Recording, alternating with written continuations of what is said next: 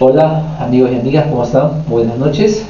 En esta oportunidad para hablar de un tema sumamente interesante que está relacionado con varios aspectos de la empresa, que es un aspecto que, si bien tiene que ver con una área de la empresa, básicamente atraviesa transversalmente toda la empresa, ¿no? Y nos estamos refiriendo esencialmente a lo que llamamos la gerencia, que es la producción, pero vamos a borrarlo por favor, la gerencia de operaciones, ¿sí? La gerencia de operaciones. Recordemos que esto era antes llamado la gerencia de producción, porque estaba muy ligado al aspecto industrial, está muy ligado a la era industrial, ¿no? Y también dijimos que al cambiar, básicamente pasamos a la era del conocimiento y esto cambió y se convirtió en la gerencia de operaciones.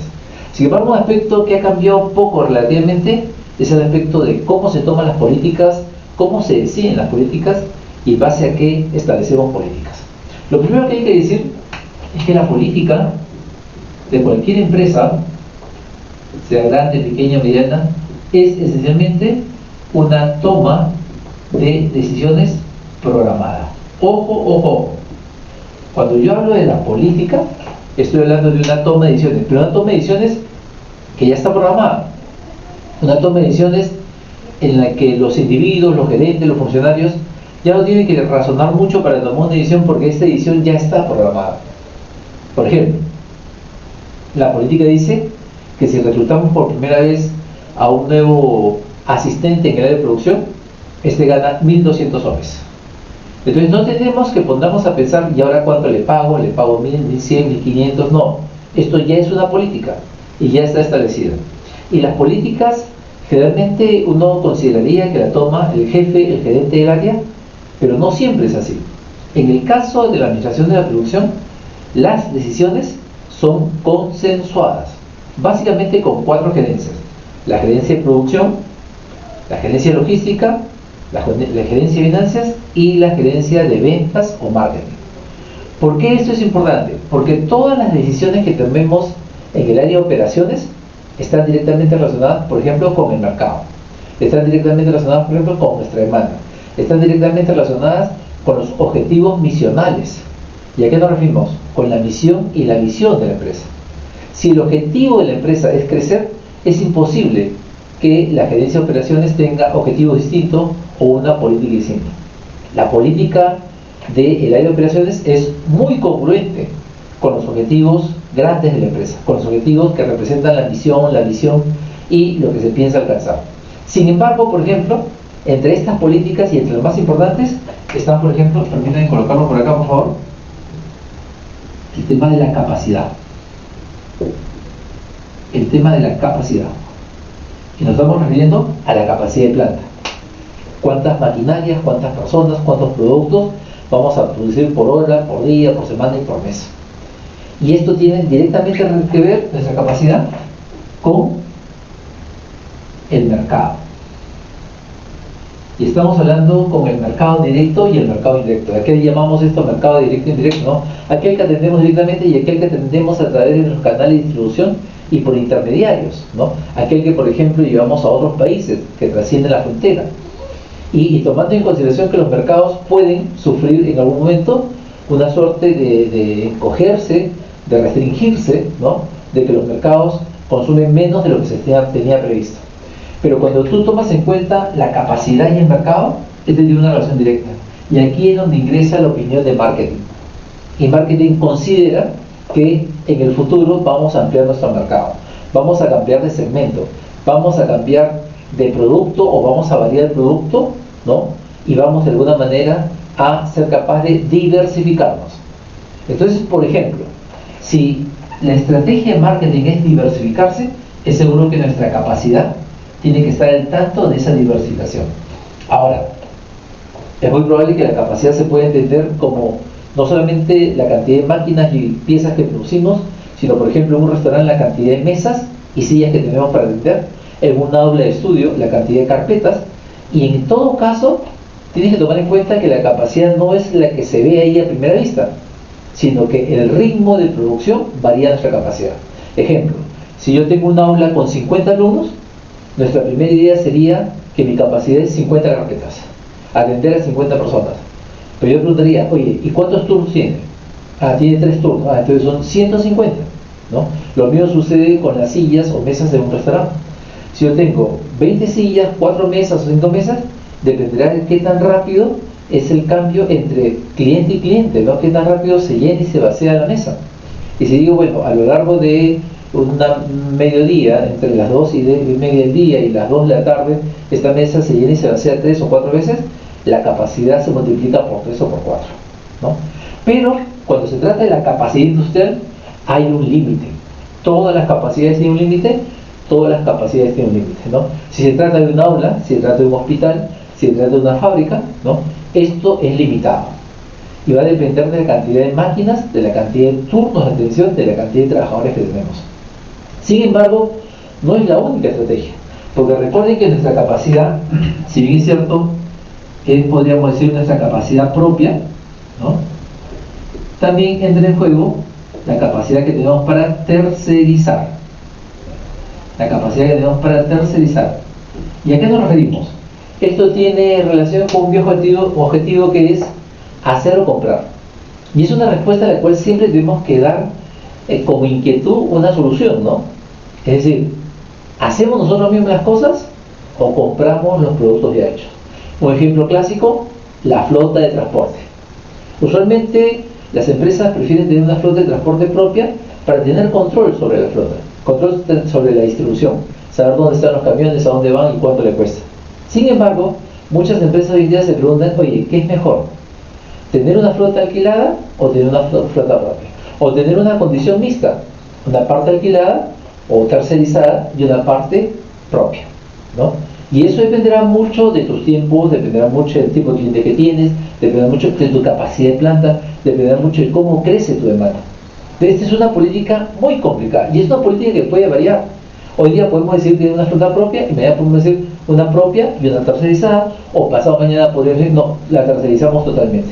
Y eso sucede, por ejemplo, con la flota de transporte, eso sucede con el almacén, eso sucede con el área de compras, ¿no? Eso sucede con la cantidad de máquinas que tenemos. Entonces, cuando nosotros hablamos de las políticas no son permanentes. Las políticas cambian según las condiciones del mercado, las políticas cambian según el entorno. Pero entre todas las ediciones, estas son tal vez la más importante. Otra importante es el tema de la tecnología, ¿sí? El tema de la tecnología. Recordemos que esta edición es muy a largo plazo. Es decir, tú compras tecnología ahora y es muy difícil que alguien cambie su tecnología mañana o dentro de un mes o dentro de un año. Usualmente la tecnología se hace para 10 o 15 años si son máquinas industriales. La tecnología se puede hacer para 2 o 3 años si son computadoras. La tecnología se puede hacer para 15 años si son máquinas de coser o máquinas de tejer, ¿no? Entonces usted tiene que definir si esta tecnología que vamos a adoptar es la más apropiada. Usualmente la recomendación siempre es compre tecnología de punta, porque la tecnología se suele desactualizar muy rápidamente, ¿no? Tiene alta perecibilidad. Pero, ¿cuánto es el costo de la tecnología? Claro, si se trata de comprar una computadora es muy sencillo, pero si se trata de comprar una nueva flota de camiones, la cosa ya no es tan sencilla, ¿no? Y siempre hay este tema, ¿no? Si la tecnología debe ser también propio alquilada, ¿no? Pero siempre dependerá a quién queremos atender, de qué tamaño es mi demanda y cuáles son los objetivos que tenemos que lanzar. La regla podría ser, ¿no?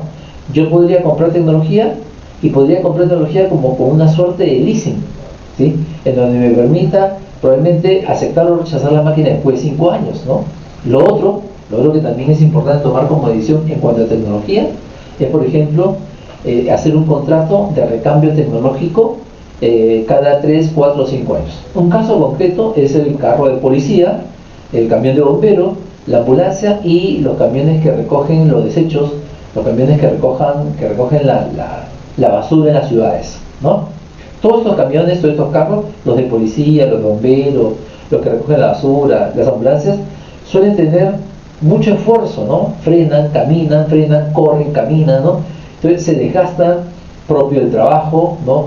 A pesar de ser muy fuertes, suelen tener una perecibilidad muy alta y si no se les suele dar un mantenimiento adecuado, pues esta flota de transporte se puede rápidamente volver vieja en pocos años.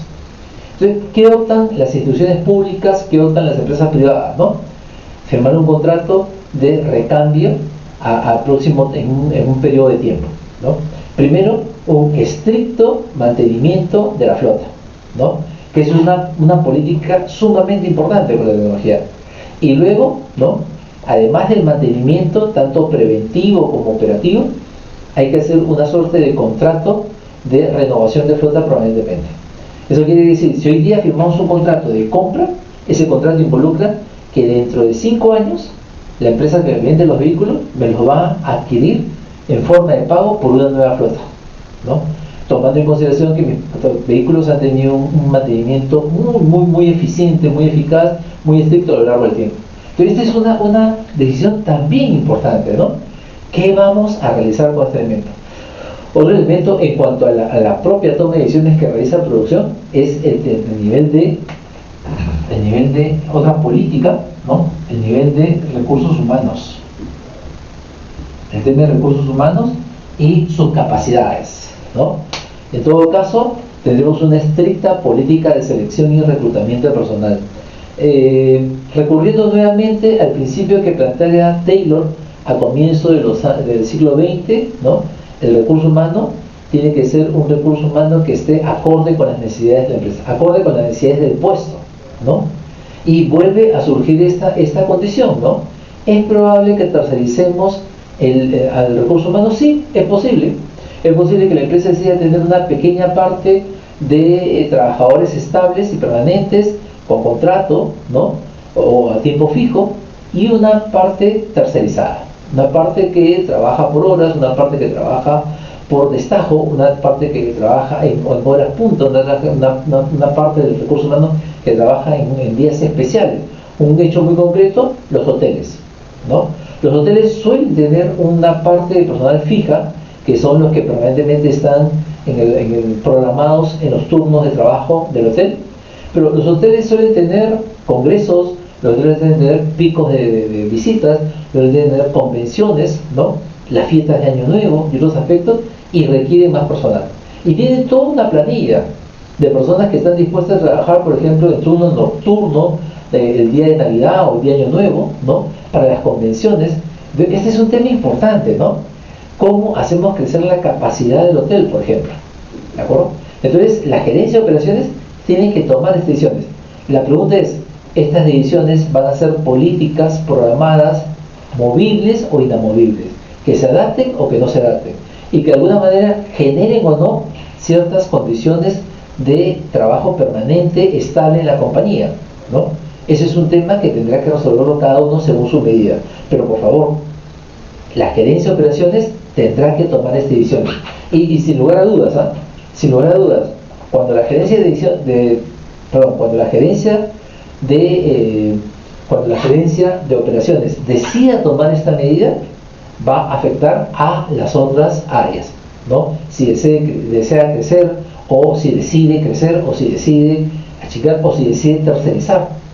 Por eso decimos, estas decisiones deben tomarse entre los 4 gerentes: el gerente de operaciones, el gerente de logística, el gerente de finanzas y el gerente de mercado, de ventas, o como desee llamarse, ¿no?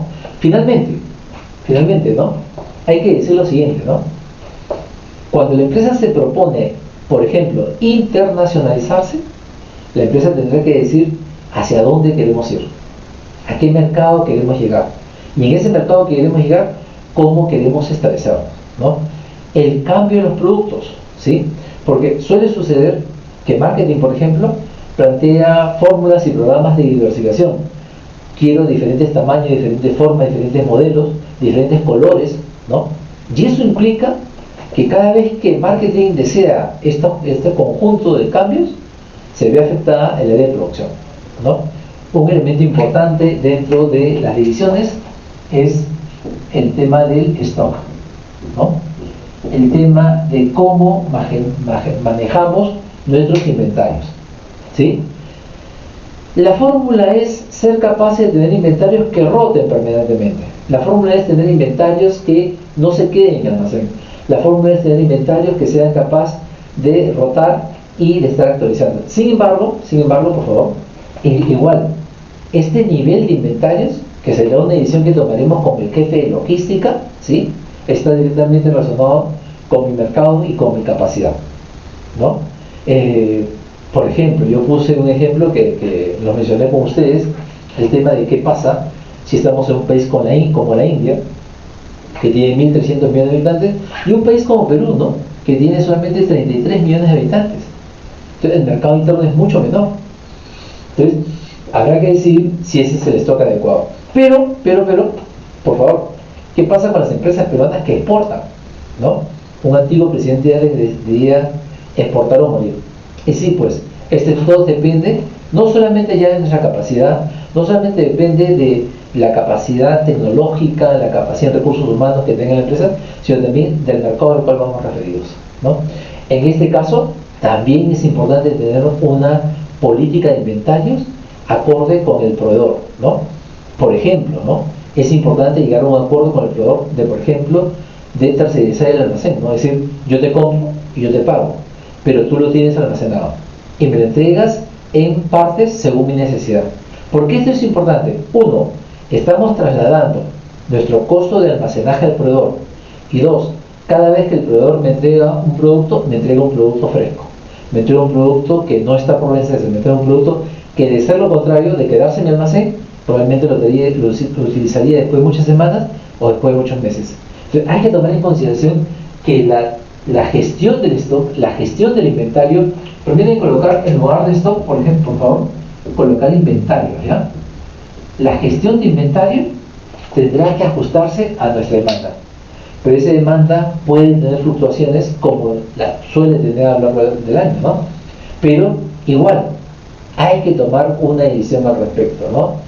Lo más óptimo, tener un inventario que rode, ¿no? Tener un inventario que se reponga permanentemente, ¿no? Yo sé que muchos podrían decirme, profesor, pero no podemos establecer un inventario estilo just in time, justo a tiempo.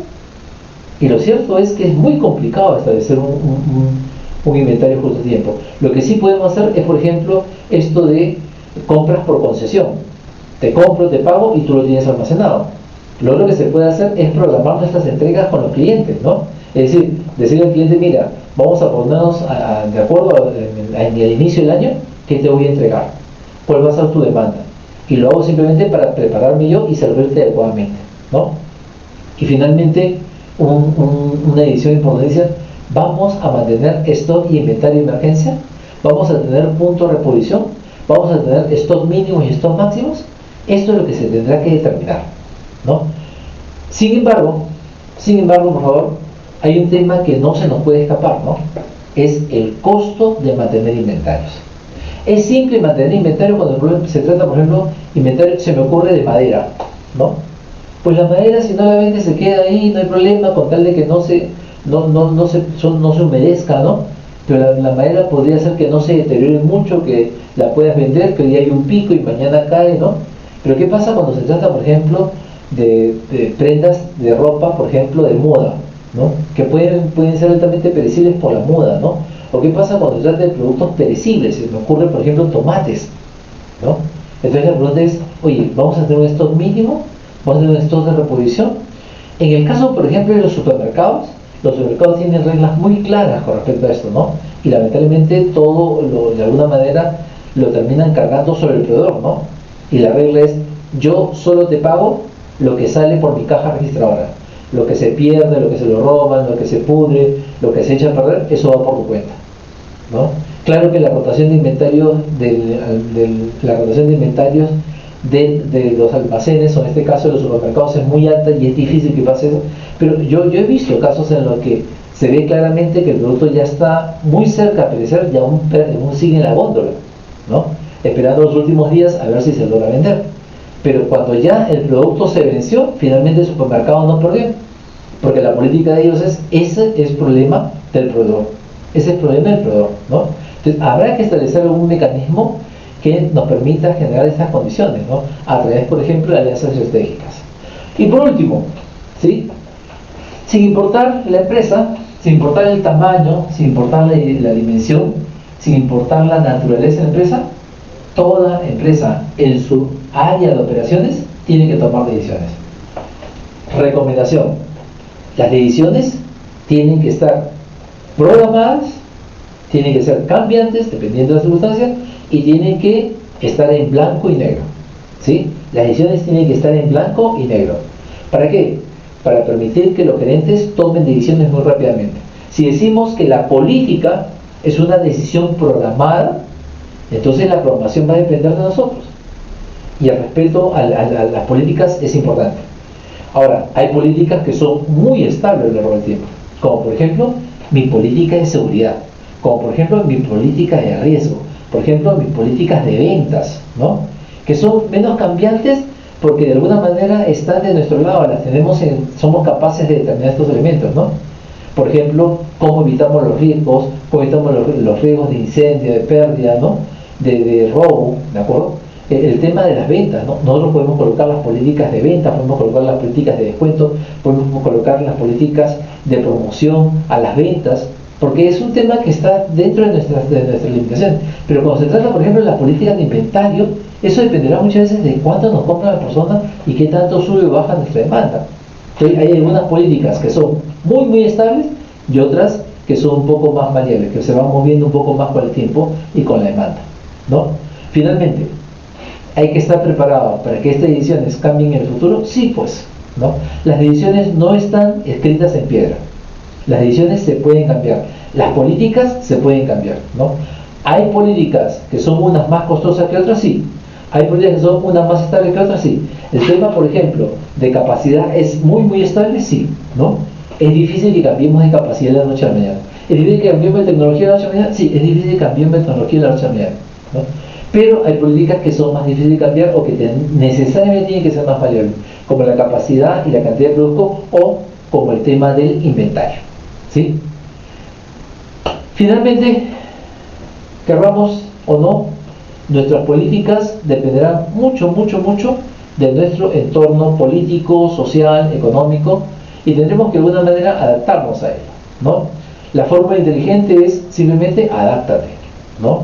Cambia, transfórmate, ¿no? Y estás cada vez más dispuesto a esta transformación. Los cambios son cada vez más rápidos, los cambios son cada vez más rápidos, ¿no? Pero en este mundo moderno depende de nosotros. ¿Qué tanto somos capaces de cambiar y qué tanto somos capaces de implementar y cambiar una política rápidamente, ¿no? ¿Son una orientación? Son todo una orientación, ¿no? Pero son políticas que dependerán mucho de, uno, el tamaño de la empresa y dos, la naturaleza de la empresa, ¿no? Y eso cambia dependiendo de si la empresa está, por ejemplo, en un sector de producción de minería o si está en un sistema, por ejemplo, de hoteles y turismo, ¿de acuerdo? Entonces, habrá que establecer estas políticas dependiendo de todas estas condiciones.